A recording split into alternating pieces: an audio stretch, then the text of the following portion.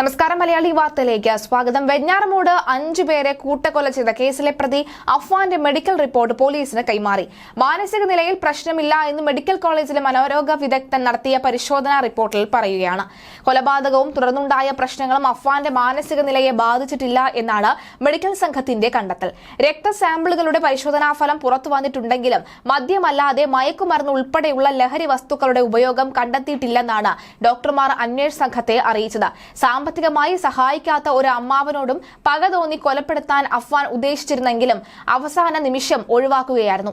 മുത്തശ്ശി സൽമ ബീവി, പിതൃ സഹോദരൻ ലത്തീഫിന്റെ ഭാര്യ ഷാഹിദ, പെൺ സുഹൃത്ത് ഫർസാന, ഇളയ സഹോദരൻ അഫ്സാൻ, മാതാവ് ഷെമി എന്നിവരെ കൊലപ്പെടുത്തിയതിനു ശേഷം തട്ടത്തുമലയിലെത്തി 2 പേരെ കൂടി കൊല്ലാനായിരുന്നു പദ്ധതി.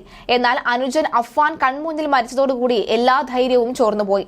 തുടർന്ന് ഓട്ടോറിക്ഷയിൽ വെഞ്ഞാറമൂട് പോലീസ് സ്റ്റേഷനിലെത്തി കീഴടങ്ങുകയായിരുന്നു. മെഡിക്കൽ കോളേജ് ആശുപത്രി മെഡിക്കൽ സെല്ലിൽ കഴിയുന്ന അഫ്വാനെ ഇന്ന് ജയിലിലേക്ക് മാറ്റിയേക്കും.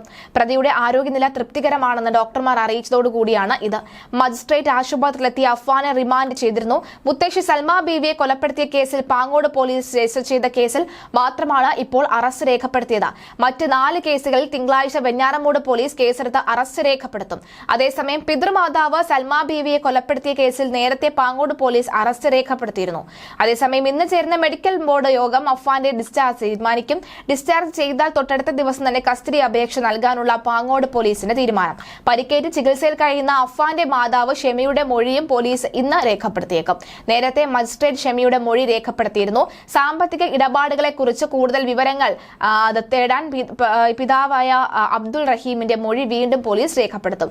സഹോദരൻ അഫ്വാനെ കൊലപ്പെടുത്തിയതിന് മുമ്പ് കൂട്ടക്കൊലയെക്കുറിച്ച് അവനോട് തുറന്നു പറഞ്ഞിരുന്നുവെന്നാണ് പ്രതി അഫ്വാൻ പോലീസിന് മൊഴി നൽകിയിരിക്കുന്നത്. എന്നാൽ അഫ്സാനെ കൊന്നതോടുകൂടിയാണ് താൻ പതറിയത് എന്നും പ്രതി മൊഴി നൽകുന്നു. അതായത് സഹോദരൻ അഫ്സാനെ കൊലപ്പെടുത്തിയതിന് മുൻപ് കൂട്ടക്കൊലയെക്കുറിച്ച് അവനോട് തുറന്നു പറഞ്ഞിരുന്നു എന്നും പറയുന്നത്. അതായത് സഹോദരനോട് കൂടി ഇക്കാര്യങ്ങൾ പറഞ്ഞിരുന്നു എന്നാണ് പറയുന്നത്. അമ്മയോട് കൂടി ഇക്കാര്യം പറയുന്നു എന്ന് പറയുന്നു. ഷെമിയുടെ ചിട്ടി ഇടപാടും അഫ്വാന്റെ ആഡംബര ജീവിതവും സാമ്പത്തിക ബാധ്യതയ്ക്ക് കാരണമായി എന്നാണ് പോലീസിന്റെ പ്രാഥമിക നിഗമനം.